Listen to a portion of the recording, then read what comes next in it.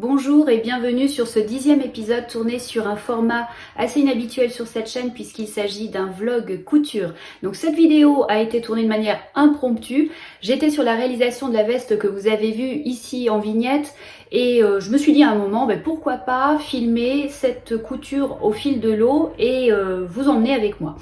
Je vous explique rapidement la genèse du projet. Alors je me dois de faire une introduction très courte parce qu'au moment où je vous parle, les rushs que j'ai tournés sont montés et j'ai déjà pour 40 minutes à peu près de vidéo. Alors, je sais que les vidéos longues n'ont pas de franc succès. Alors rapidement je vous explique la genèse du projet. Cet hiver, donc j'étais obsédée par les étoiles et en me promenant un jour sur le site de Mercerine, je suis tombée sur ce coupon. Voilà, que j'ai trouvé très joli et qui présentait la particularité d'avoir une laisse frangée.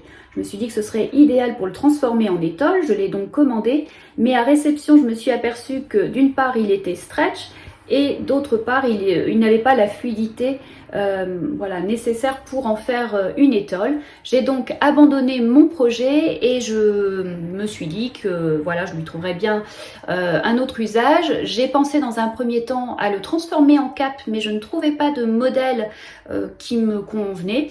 Et puis il n'y a pas si longtemps, en visionnant la dernière vidéo de Julie du compte de la chaîne Ju fait de la couture, j'ai vu Julie réaliser une petite veste du Burda de février 2022.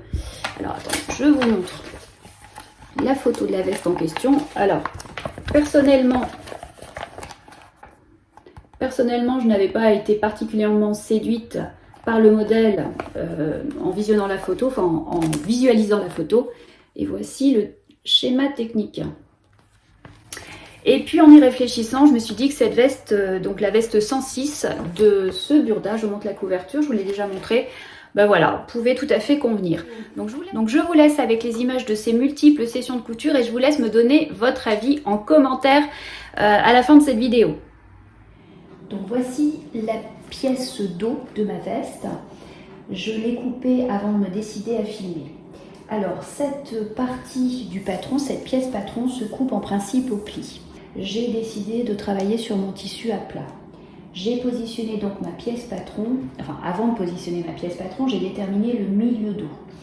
Je suis partie donc d'une bande de carreaux équivalente à celle-ci et j'ai calculé le milieu de cette bande. Milieu que j'ai matérialisé ici par une ligne d'épingle, que vous distinguez peut-être à peine. Voilà. Le long de cette ligne d'épingle, j'ai ensuite aligné ma pièce dos qui se coupe en principe au pli. Alors, il m'a fallu déterminer l'emplacement de cette pièce. Donc au départ, je pensais positionner mon emmanchure sur une ligne horizontale, mais ça me donnait comme résultat une ligne grise sur le bas et sur le haut de ma pièce, sachant que le haut de ma pièce ici va revenir sur le devant. Donc ici, cette partie ne représente pas la ligne d'épaule est un petit peu plus basse, et cette partie revient sur la pièce devant. Donc je n'étais pas sûre de garantir un bon raccord, et puis avoir une ligne grise sur le bas, ça voulait dire avoir cette ligne grise plus la bordure au biais noir. Donc voilà, j'ai voulu éviter, quoique le bas de cette veste est légèrement concave, donc va avoir ici un arrondi qui va remonter sur la partie devant. Donc à un moment ou à un autre, je vais rencontrer une ligne grise malgré tout. Bon, écoutez, je ferai avec, ce sera la surprise. J'ai procédé donc à la découpe de ma pièce sur cette partie. J'ai repositionné ma pièce patron en miroir pour découper l'équivalent, la symétrie. Alors voici la pièce devant de la veste qui est constituée de deux parties. On distingue bien ici l'arrondi du devant de la veste, vous avez ici l'encolure, et puis ces deux parties s'assemblent. Et vous voyez bien, ici sur la partie haute, on a des découpes obliques. Et c'est là que voilà, je m'interroge sur ce que vont donner mes raccords. Alors, Pour positionner ces pièces, j'ai repris mon tissu. Vous distinguez ici la découpe de mon dos, de la pièce dos. Donc on a ici le côté, l'emmanchure et ici l'épaule. Enfin, l'épaule qui n'est pas l'épaule puisque la ligne d'épaule est située plus basse. Donc je prends la pièce qui sera assemblée directement. Alors j'ai tracé mon droit fil au dos. J'ai reproduit mon droit fil. Et je vais donc en fait aligner mes pointes d'emmanchure en respectant mon droit fil. Voilà, donc j'épingle.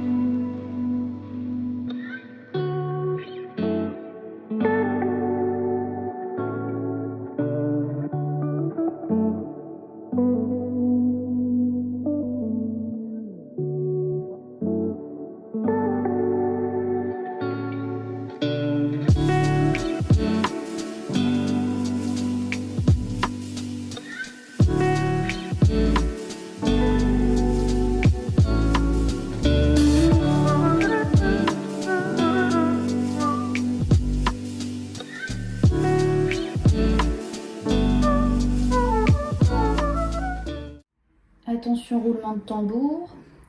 Donc j'ai cousu mes deux pièces, je désépingle.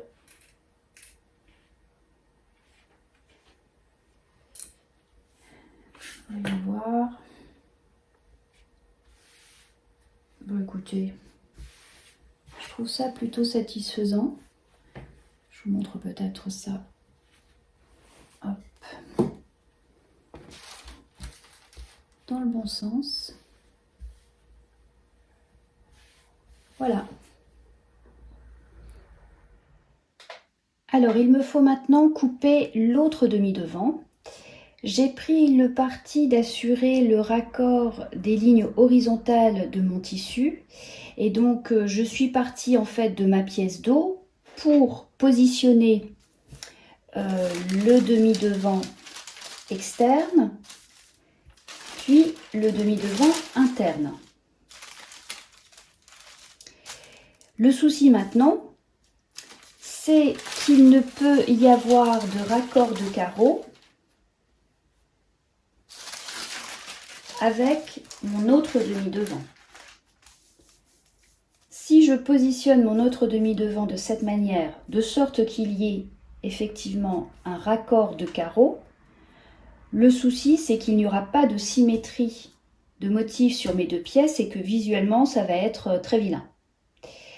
Donc en fait il aurait fallu pour obtenir ce résultat que je détermine un axe de symétrie, par exemple une ligne horizontale là, en fait une ligne verticale si je tiens compte de ma pièce, et que de chaque côté de cette ligne je positionne chaque demi-devant, voilà, et puis dans la continuité ma pièce de demi-devant externe. Et ensuite, j'aurais pu déterminer le positionnement de ma pièce d'eau. Alors, comme ce n'est pas le parti que j'ai pris, voilà, il va falloir que je cherche à reproduire sur mon autre pièce de demi-devant le même motif, on va dire, le même motif de carreau. Donc, alors, pour ce faire, je repositionne ma pièce sur mon demi-devant que j'ai prémonté Et puis, je vais avec des épingles percer mon papier pour déterminer l'emplacement où mes lignes se croisent.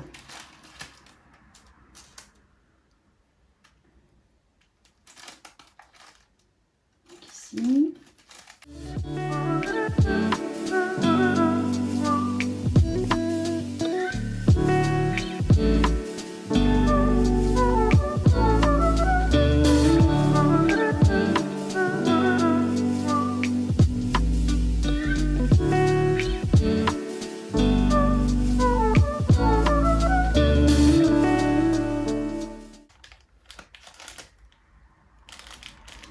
Voilà. Et grâce à ces petites perforations, je vais pouvoir positionner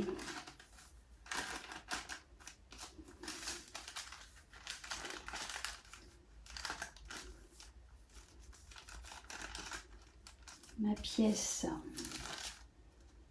de demi-devant. Voilà.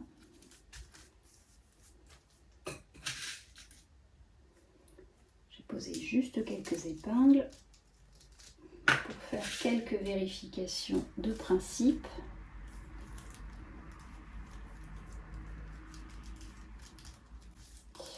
Voilà, si on regarde ici la façon dont cette ligne est positionnée, on devrait ici obtenir la même chose avec ici un petit angle noir. Ici, on aura effectivement la même découpe en principe. Ici, on devrait avoir la même chose. Puis si on regarde ici l'arrondi vient laisse apparaître ici un petit angle noir, tout comme ici. Donc normalement, on est bon. Et s'agissant du haut de la pièce, voilà, on ne touche pas la ligne grise, donc voilà, on devrait être bien positionné. Je vais pouvoir finir d'épingler et positionner dans la continuité. Je ne sais pas si j'aurai... D'ailleurs, il faut que je vérifie aussi que mon droit fil soit bien positionné.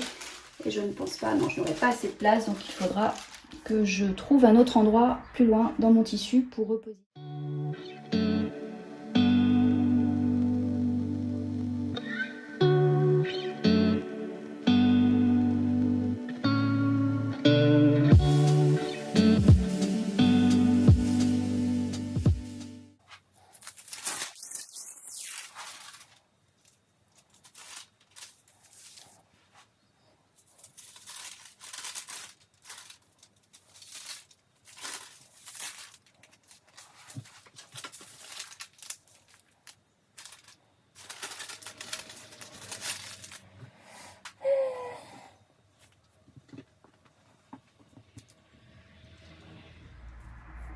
Alors, il va nous falloir couper la manche et avant, il va falloir tracer sur le patron les repères de ligne.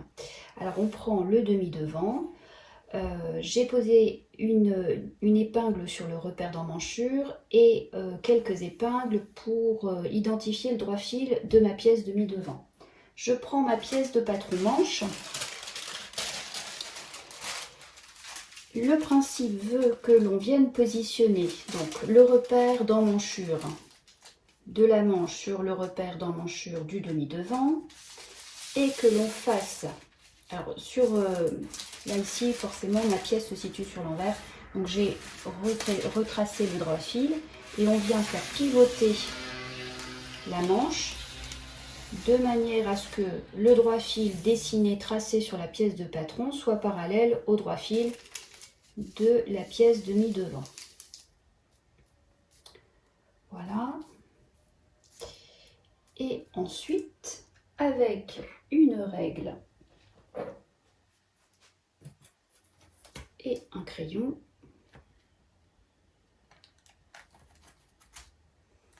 on retrace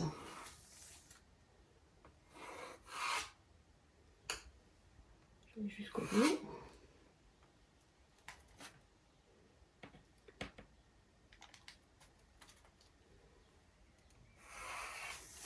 On retrace les lignes du tissu.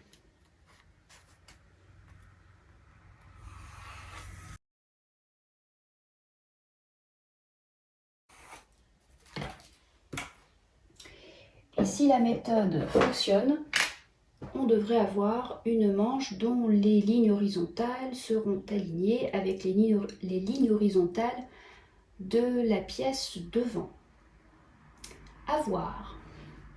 Alors j'ai positionné ma pièce manche sur mon tissu. Le tissu, je l'ai plié en deux. Je me suis assurée que mes lignes voilà, correspondaient sur l'envers de mon tissu, enfin, sur la deuxième face de mon tissu. J'ai positionné ma pièce en alignant les bandes, enfin surtout les 3 premières bandes.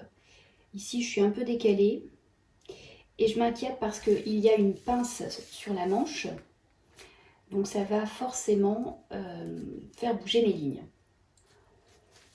Donc je risque de ne pas avoir de raccord en fermant ma manche. En tout cas sur cette partie.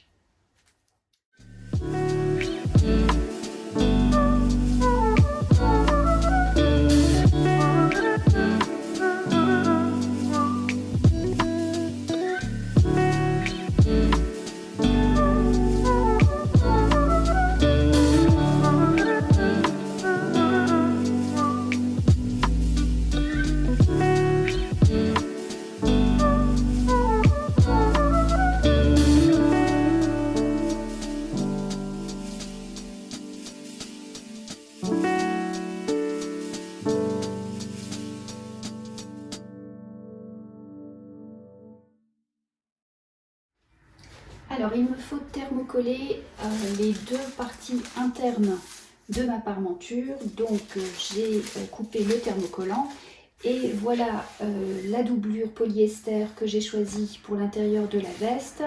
Donc je vais y couper le dos, les manches et les 2 demi-devants externes.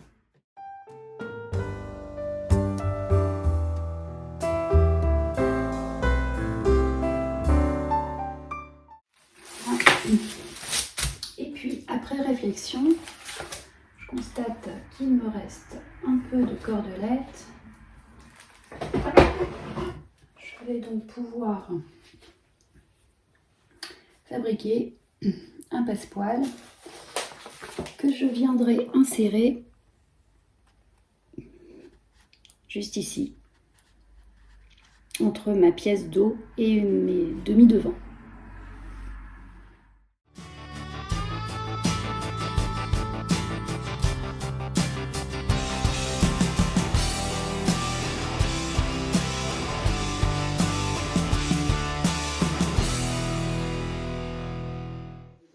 Tous les anciens patrons que je voulais, donc du coup, je suis un peu fonceuse généralement, donc j'ai passé ma commande directement. Donc j'ai choisi la blouse Zara parce que je trouve que c'est...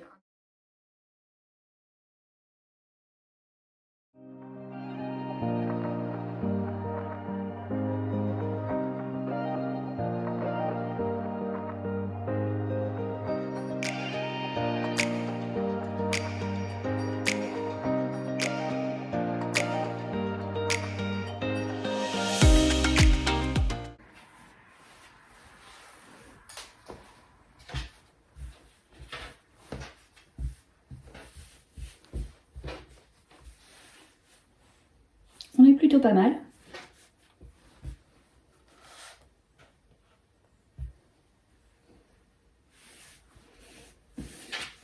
Je vais aller écraser mes coutures au fer et je vais assembler mes 2 demi-devants au dos.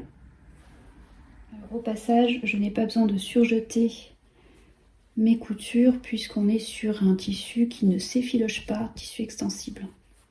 Alors finalement, j'ai retrouvé du passepoil dans mon stock. Passepoil assez fin. Et tant mieux parce que je ne suis pas sûre d'avoir pris suffisamment de biais pour à la fois ganser ma veste et faire ce passepoil. Afin d'éviter les surépaisseurs au niveau des coutures d'assemblage, je vais évider les extrémités de mon passepoil. Donc je tire légèrement sur la cordelette et je viens retirer voilà, un bon 1 cm, 1 cm et demi. Voilà, et je repositionne ensuite le tissu et je vais pouvoir venir positionner le passepoil sur ma couture Et aux extrémités, je ne sens plus l'épaisseur de la cordelette. Donc là où je vais assembler ensuite ma veste.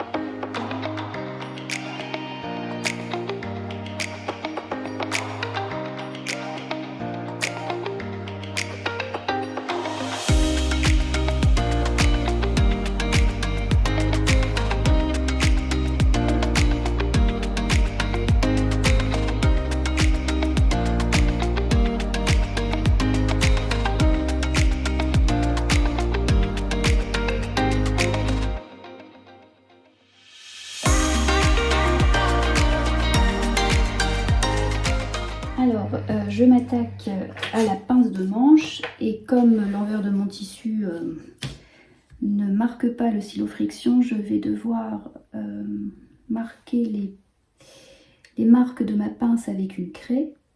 C'est toujours moins précis, je trouve.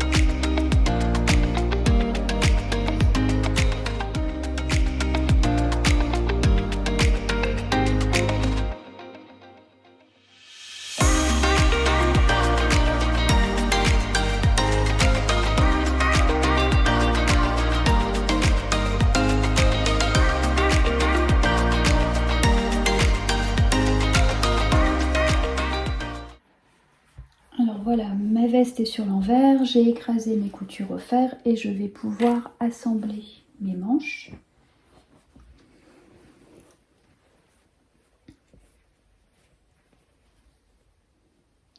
Alors dans les instructions de Burda, il est dit qu'à un moment, il va falloir soutenir la tête de manche. Alors soutenir la tête de manche, ça veut dire que on va avoir une partie de la manche plus longue, enfin une section de couture, les deux parties assembler ne vont pas être de même longueur. Il va y avoir une partie plus longue que l'autre. Donc il faut pousser le tissu de manière à voilà, faire coïncider, à rendre ces deux sections de couture équivalentes, on va dire. Je ne sais pas si je suis très claire.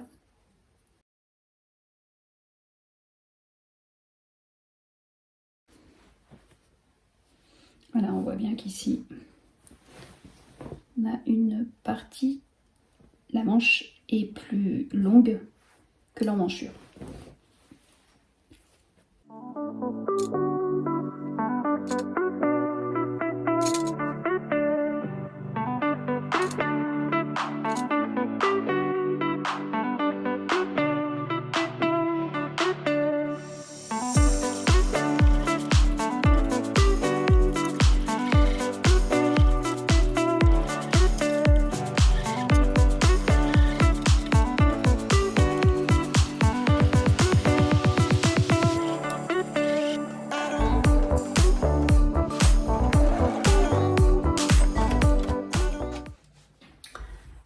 première manche assemblée et comme je le disais, en fait l'alignement voilà, va se situer au niveau du corps, mais pas du tout au niveau de l'emmanchure. Hein.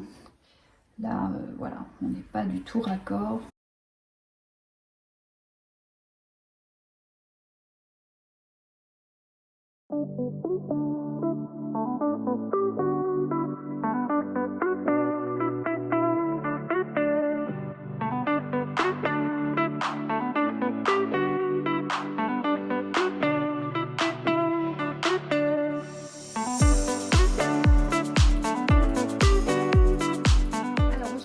Pour un premier essayage de la veste non doublée. Hop, donc voilà ce que cela donne. Voilà, je suis plutôt satisfaite de l'alignement de mes lignes horizontales. On a une symétrie correcte hein, sur chaque demi-devant. Même s'agissant des lignes verticales, elles sont quasi semblables hein, de chaque côté. L'alignement de mes pièces devant et dos, enfin des lignes de mes pièces devant et dos bah, est correct. Vous voyez ici, ici. Ah, si je lève le bras, vous ne voyez plus rien. Ici aussi. Et puis de l'autre côté. Oh là là, mon Dieu, mais quel... Vous voyez là. Donc alignement correct également. Alors, le passepoil. Ouh là là, où suis-je? Je me perds. Le passepoil est très discret, mais voilà, il permet une rupture entre la pièce devant et la pièce dos. Ce qui me plaît moins sur cette veste, alors je savais qu'il ne s'agissait pas d'une veste cintrée, mais là on a des épaules tombantes et je trouve que ça gâche un peu la beauté de l'épaule. On était sur une manche montée et voilà, la couture de l'emmanchure tombe assez bas sur l'arrondi de mon épaule. Je pense que ça aurait été beaucoup plus joli si on avait eu voilà, une couture d'emmanchure qui serait arrivée juste sur le début de mon épaule. Mais bon, c'est comme ça. Donc voilà. Alors il va y avoir la pose du biais. Donc s'agissant de la longueur de ma manche, peut-être faudra-t-il que je la raccourcisse légèrement. À voir. Voilà. On assemble maintenant la doublure.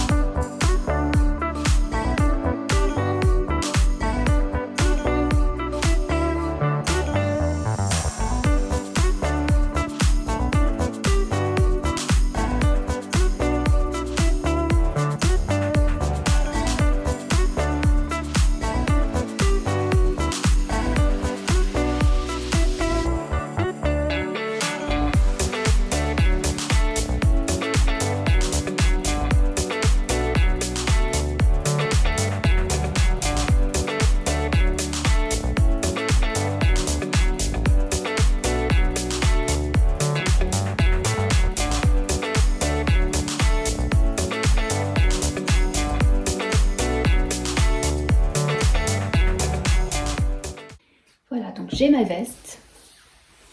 Voici ma doublure que je viens de finir d'assembler.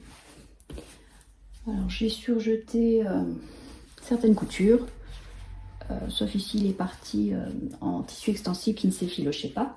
Et maintenant je vais enfiler ma doublure dans ma veste. Donc envers, autre envers, c'est ça.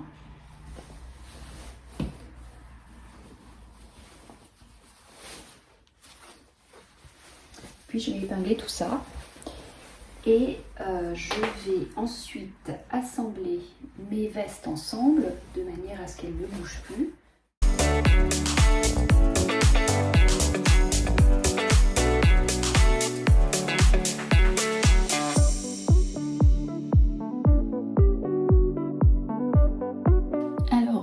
pièces, enfin mes deux pièces d'eau n'étant pas réalisées dans la même matière, j'en ai une qui est beaucoup plus longue que l'autre.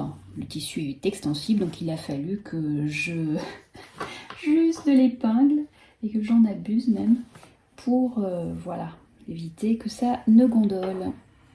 Allez, c'est parti.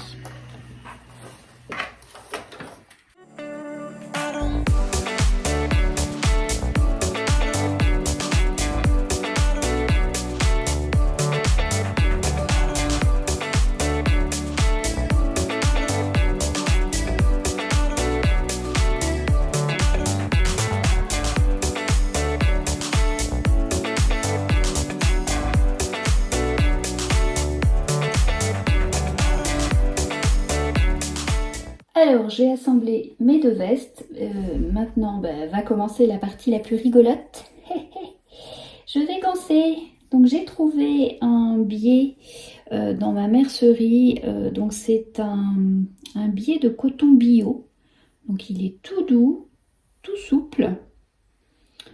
Voilà, j'espère que il va se manipuler aisément. Donc c'est parti pour la pose de plus de 3 mètres de biais.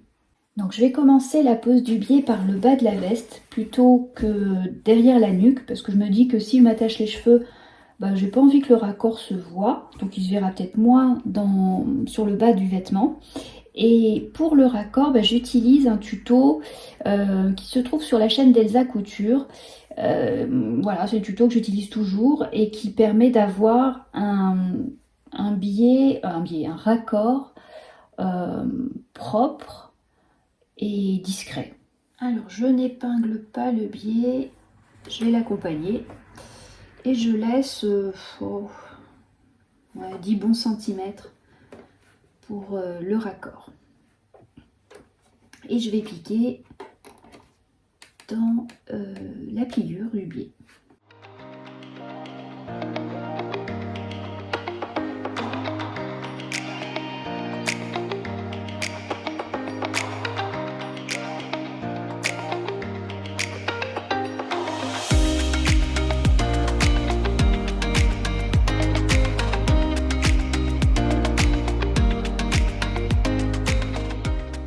Alors, j'ai réalisé une première couture du biais sur l'ensemble du pourtour de la veste, donc encolure et bas de veste. Et donc, il va être question là de réaliser le raccord du biais sur le bas de la veste avant de rabattre le biais.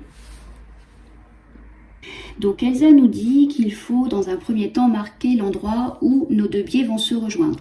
Donc là, je l'ai matérialisé par un petit coup de craie. Ensuite, elle nous dit de positionner l'un des biais de sorte, comme s'il était cousu sur la veste. Voilà, et on vient reporter sur le biais cette même marque,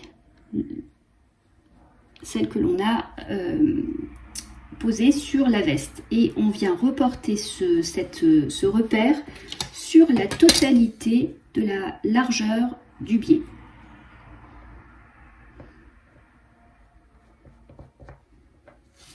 À la fois sur l'endroit, sur l'envers,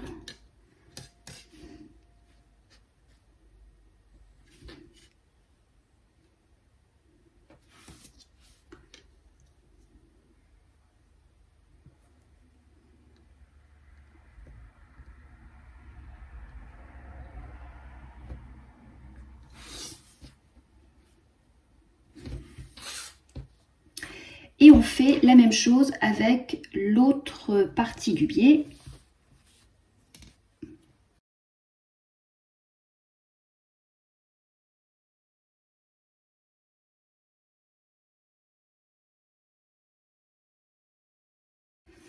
Voilà. Ensuite, il y a une espèce de tour de passe-passe à réaliser. Alors, je vais mettre une petite feuille plus claire pour que vous puissiez voir ce que je dois réaliser. Donc je dois prendre le biais de gauche et le positionner, l'ouvrir et positionner l'envers de ce biais face contre ma veste. Ensuite, je vais le maintenir de cette manière. Ensuite, je prends l'autre partie de mon biais que je viens ouvrir également. Et là, je vais le positionner envers. Non, je vais, pardon, l'ouvrir et lui faire un petit tour de sorte que l'endroit du biais vienne se positionner sur ma veste. Voilà, et je fais ensuite, alors je vais essayer de... Voilà. Et je fais ensuite en sorte d'aligner mes repères sur mes bords de biais. Et donc ça me forme ici un carré que je vais épingler.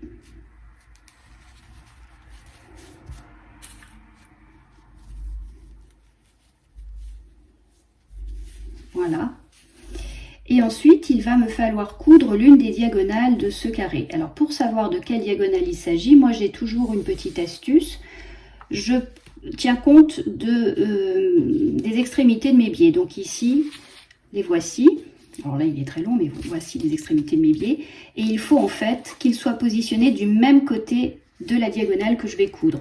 Donc pas comme ceci, puisque sinon j'aurai une extrémité d'un côté, une extrémité de l'autre. Donc voilà, la diagonale que je vais coudre, c'est celle-ci, de sorte que mes deux extrémités soient du même côté de la diagonale. Donc voilà, la diagonale est cousue. Je désépingle et regardez, c'est magique. Voilà, le raccord de biais est donc réalisé. Là, on le voit ici. Et si je positionne mon biais sur ma veste, voilà, la longueur est tout à fait ajustée. Donc, je vais couper ici les surplus.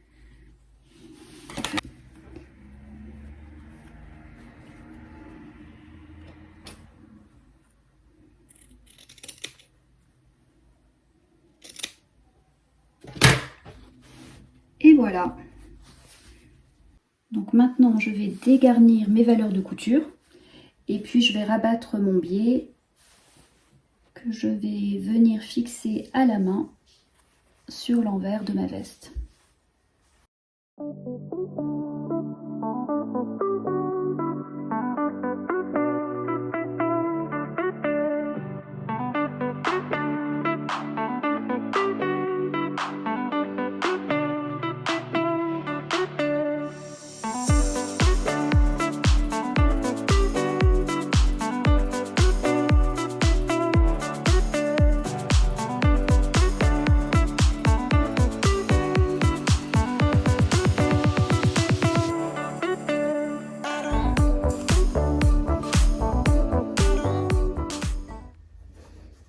Alors c'est parti pour quelques heures de couture à la main. Voilà où j'en suis.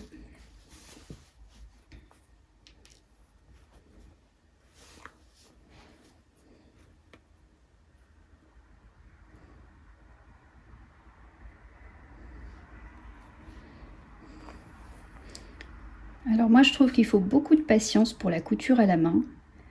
C'est assez méditatif. Moi j'aime ça. Je prends mon temps, je soigne mes points, je défais s'il faut défaire.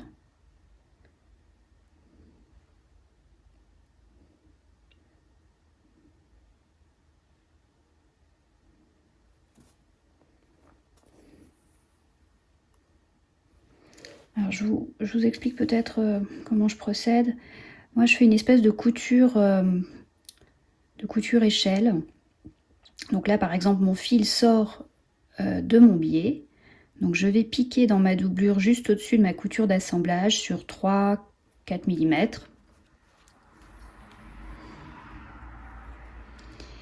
Et puis juste en face, je vais piquer dans la pliure de mon biais, là aussi sur 3-4 mm.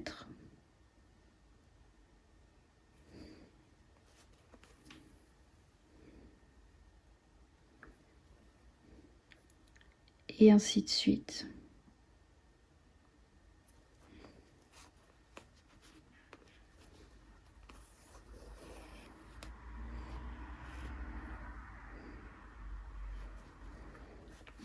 Donc voilà ce que ça donne.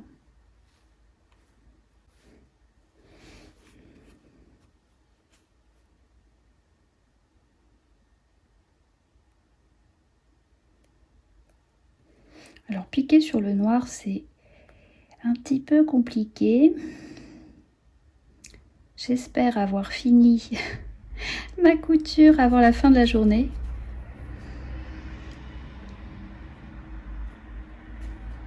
Et puis j'ai un fil qui fait des siennes, qui crée des nœuds. Donc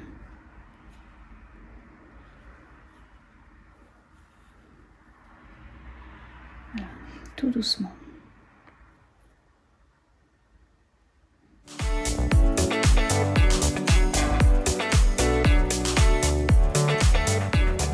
Ma veste est terminée. C'est jour de crash test aujourd'hui. Je l'ai portée toute la journée au travail. Ça a été très agréable. Mes a priori du début se sont envolés. Voilà, même si cette veste n'a pas de coupe ajustée, on est sur une coupe plutôt ample, elle reste surtout très confortable. Je suis ravie de l'avoir cousue. On est sur une réalisation simple qui ne pose pas de difficulté particulière. Ma difficulté, ou plutôt ce que j'ai trouvé très intéressant, c'est cette opération d'alignement de carreaux, ou plutôt d'alignement de lignes verticales surtout. Voilà, et puis je suis ravie d'avoir pu donner vie à ce petit coupon qui, je vous le rappelle, était destiné à devenir une étole. Là, il s'est métamorphosé en veste. Voilà, une veste qui a un petit style, qui a eu son petit succès aujourd'hui. Donc, j'en suis d'autant plus contente. Voilà, écoutez, dites-moi ce que vous en pensez. Je vous dis à bientôt.